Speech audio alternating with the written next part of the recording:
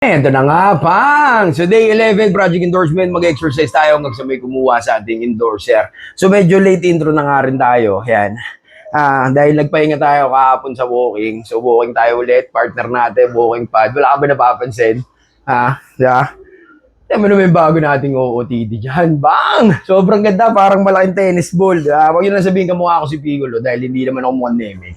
Pero yun, isa to sa mga pinopromote ko sa TikTok.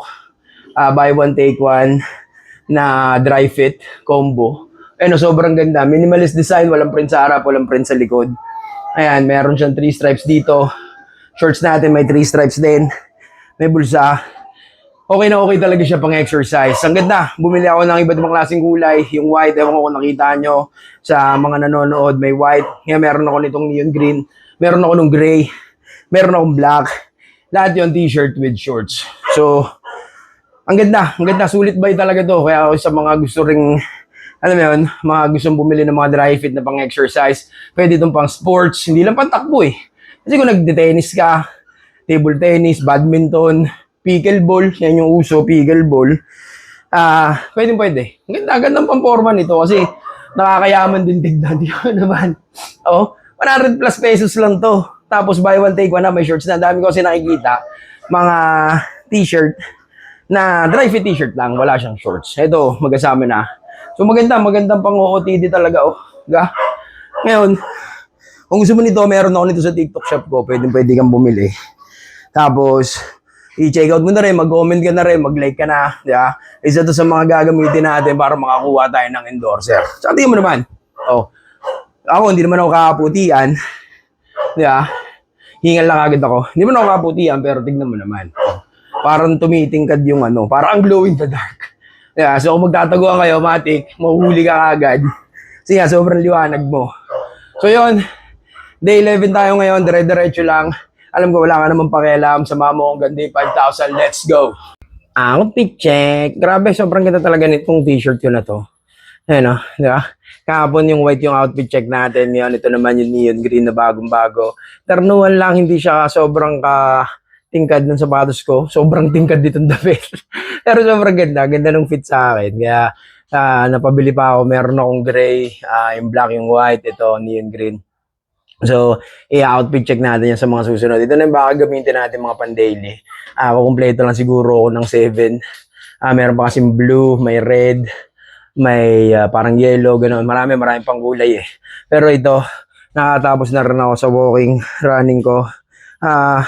Baka magano muna ako, 20-30 minutes na dumbbell. Dumbbell muna tayo kasi sobrang sakit talaga ng balikat ko. Grabe, kada angat ko na ganyan. Ganda ng totoo ko. Kada angat ko, natunog. So, baka sanayin ko lang 1 kg, 3 kg lang muna yung gagamitin natin. Kasi masyado mabigat yung isa. Pero pwede naman siyang bawas-bawasan. Pero, yun nga, day 11, samahan nyo ako hanggang day 5,000. Alam ko wala naman kayong pakialam, pero let's go. So ganito muna yung exercise natin. Dahil hindi talaga kaya ng balikat ko na mag-push up. Nakita ko lang din to. So gagayahin lang natin. Parang pambabaeng push-up lang to. Pero yan, ganito muna. Dire-diretso lang tayo na ganito. At least, hanggang sa kayanin na ng balikat natin. Parang push-up din naman to talaga. Kaya lang naka-bend pa yung tuhod. May support pa. Beginner push-up, kumbaga. Parang yung pambabae. Kasi, grabe, sobrang sakit talaga ng tuhod ko. Sama sa mga exercise natin. Sama ko lang rin dito ngayon. Papakita ko lang para makita nyo ano yung mga kalokohan na pinagagawa natin. Feeling ko, effective din to kapag nakarami. Kasi, literal, na-push up pa rin naman halos. So, yung balikat, yung bigat ng katawan ko, para lang dito sa may bandang tuhod. Pero, okay din naman. Siguro gawin natin to mga 100 times. Hindi, joke lang, hindi ko kaya yun. Siguro 150 lang. Ganyan. Pandagdag lang na exercise. Takbo na rin naman ako kanina. So, kukombo-kombohin na natin. Gusto ko nga rin magtabata. o kaya yung Taibo. Parang okay din yun. Pero, yun, sa ngayon, ganito muna. Day 11. Let's go. So, yun. Yun na. Nakatapos na tayo, nakaraos na tayo ng exercise. So, nag-walking jogging tayo sa treadmill. Tapos, nag-dumbbell ako. Ang mga nagiging program ko ngayon sa dumbbell workout ko is more on shoulders and sa traps. Kahit pa paano, ayun, no, pagka galit na galit, parang, di ba, nagkakaroon ng konti eh. May konting improvement, siguro. Yeah. Tapos, ngayon, pagka nasamahan pa natin ng matinding diet, to sure ball talaga. Maniwala kayo sa akin. Panoorin nyo lang na panoorin yung video ko kasi susunod marami na akong mga endorser niyan.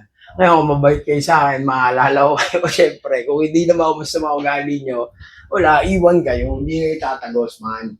Yeah. So, yun na nga. Pero anyways, day 11, successful ang araw natin. May pasok pa tayo mamaya. Kita-kita tayo bukas sa day 12. Let's go.